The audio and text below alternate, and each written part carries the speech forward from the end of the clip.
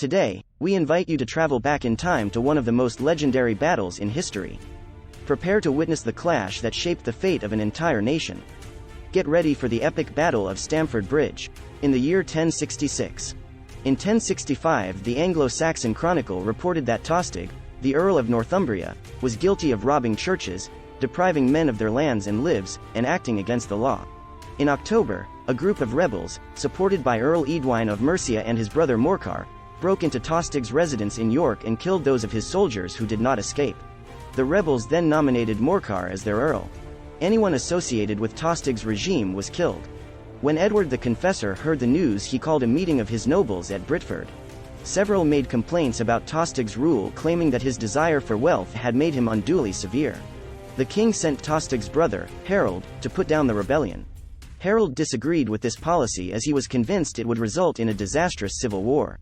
At a meeting at Oxford on the 28th of October, Harold yielded to Edwin's demands. Tostig was banished from the country and Morcar, Harold's brother-in-law, became the new Earl of Northumbria. In 1065, Edward the Confessor became very ill. Harold claimed that Edward promised him the throne just before he died on the 5th of January 1066. The next day there was a meeting of the Witan to decide who would become the next king of England. The Witan was made up of a group of about 60 lords and bishops, and they considered the merits of four main candidates: Harold, William of Normandy, Edgar Atheling and Harold Hardrada. On the 6th of January 1066, the Witan decided that Harold was to be the next king of England. Harold and Tostig. King Harold was fully aware that both King Hardrada of Norway and William of Normandy might try to take the throne from him. Harold recognized that his country was likely to be invaded both in the south and in the north. He visited York, where he had meetings with Earl Edwin of Mercia and Earl Morcar of Northumbria. He returned to London in time for Easter. Harold's brother Tostig, with a fleet of 60 ships, had attacked the Isle of Wight, occupied Sandwich, and then sailed up the east coast to the mouth of the Humber before being driven away by the Earl of Northumbria. Tostig now took refuge with Malcolm III, the King of the Scots, in May 1066. During this period he also made contact with William of Normandy. According to Frank McLean, the author of 1066, the year of the three battles, 1999, the steady military build-up did not suit the impatient Tostig, for soon he was off on a mission to find a ruler who would give him more immediate aid.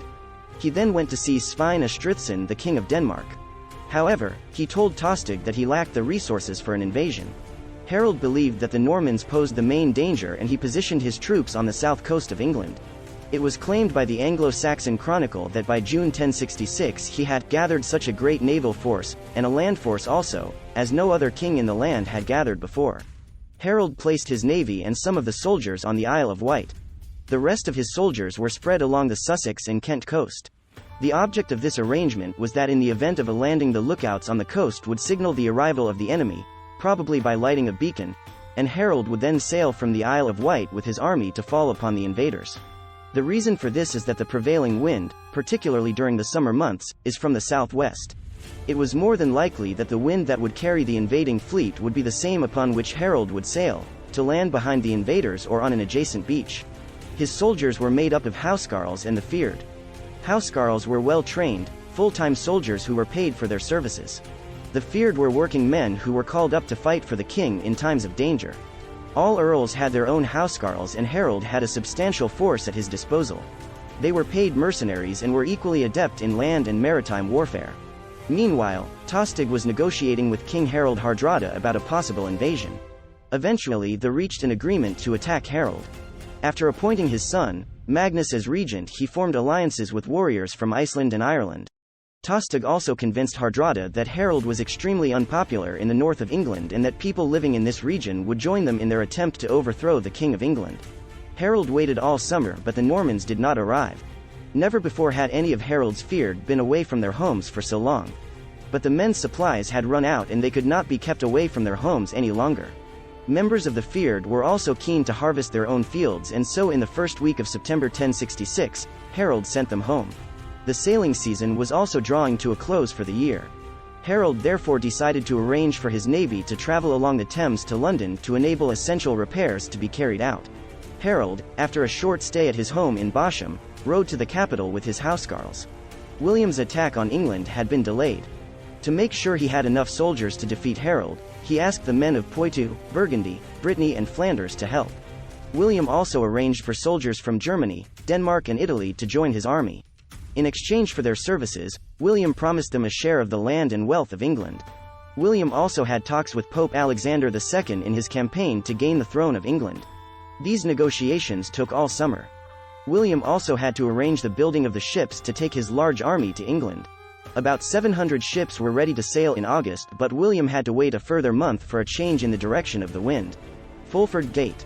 In the first week of September, 1066, Hardrada's men raided Scarborough and slaughtered most of its inhabitants. Sailing on, the fleet entered the Humber estuary.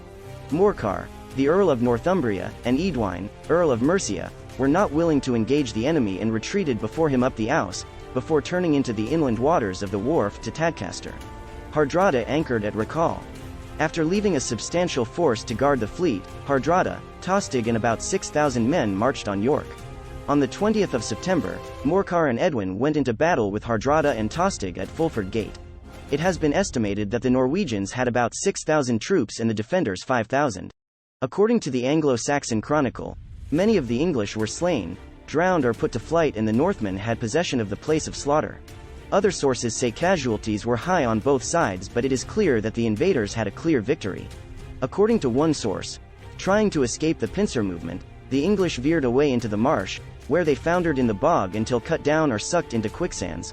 Those who tried flight on the other side mostly drowned in the Ouse.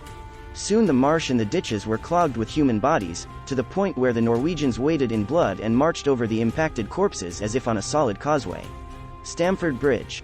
Hardrada then moved on to York, which formally surrendered on the 24th of September.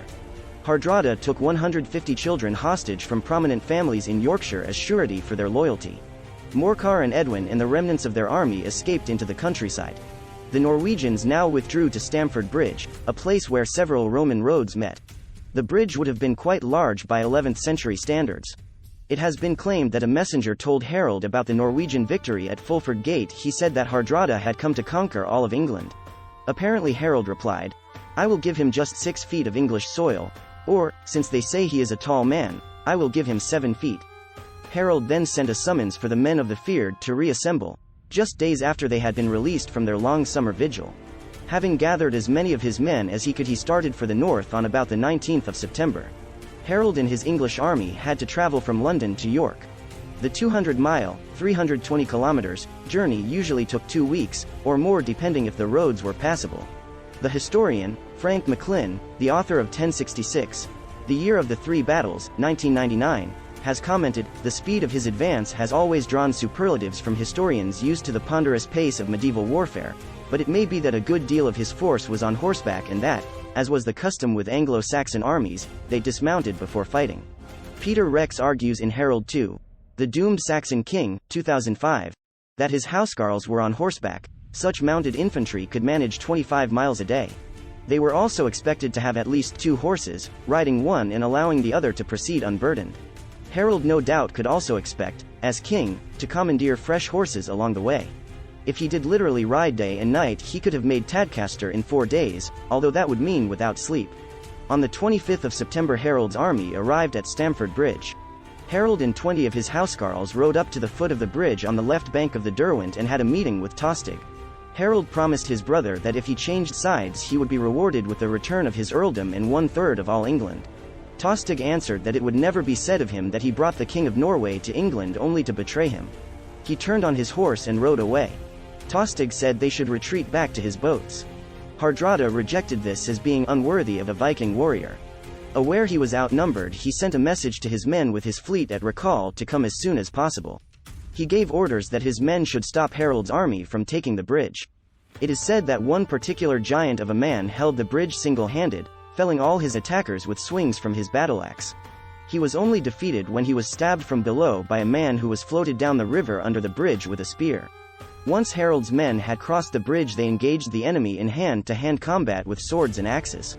The Norsemen were soon being cut down in their hundreds. The shield wall was breached and Hardrada was killed by an arrow in the windpipe. His men hesitated about what to do next. Tostig stepped forward and urged them to continue fighting. Tostig was also killed and the rest were forced into the river Derwent, where large numbers drowned. Harold and his men were left in possession of the battlefield for only a matter of minutes before the rest of the Viking army, fully armed and armored, appeared on the scene. The Norwegians immediately delivered a ferocious charge which nearly succeeded in breaking the English, but Harold's army stood firm and by the end of the day, those Vikings still alive, under cover of darkness, retreated. Harold chased them back to Recall. The 20-year-old Olaf Haraldsson, now in command of the Norwegians, asked for a peace settlement. Harold agreed and allowed the Vikings to return home. The Norwegian losses were considerable. Of the 300 ships that arrived, less than 25 returned to Norway. Despite the victory, Harold had suffered heavy casualties and his army was severely depleted. However, the battle had shown Harold was a general of great talent. While celebrating his victory at a banquet in York, Harold heard that William of Normandy had landed at Pevensey Bay on the 28th of September. Harold's brother, Gyrth, offered to lead the army against William, pointing out that as king he should not risk the chance of being killed. "I have taken no oath and owe nothing to Count William." David Armini Howarth, the author of 1066, The Year of the Conquest, 1981, argues that the suggestion was that while Gyrth did battle with William, Harold should empty the whole of the countryside behind him, block the roads, burn the villages and destroy the food. So, even if Gyrth was beaten, William's army would starve in the wasted countryside as winter closed in and would be forced either to move upon London, where the rest of the English forces would be waiting, or return to their ships. Harold rejected the advice and immediately assembled the housecarls who had survived the fighting against Hardrada and marched south. Harold traveled at such a pace that many of his troops failed to keep up with him. When Harold arrived in London, he waited for the local fyrd to assemble and for the troops of the Earls of Mercia and Northumbria to arrive from the north. After 5 days they had not arrived and so Harold decided to head for the south coast without his northern troops. Arnold Blumberg, too tired to fight? Harold Godwinson's Saxon army on the march in 1066. Thank you for watching our video. Don't forget to subscribe to our channel for more captivating historical content. Until next time, stay curious and keep exploring the past.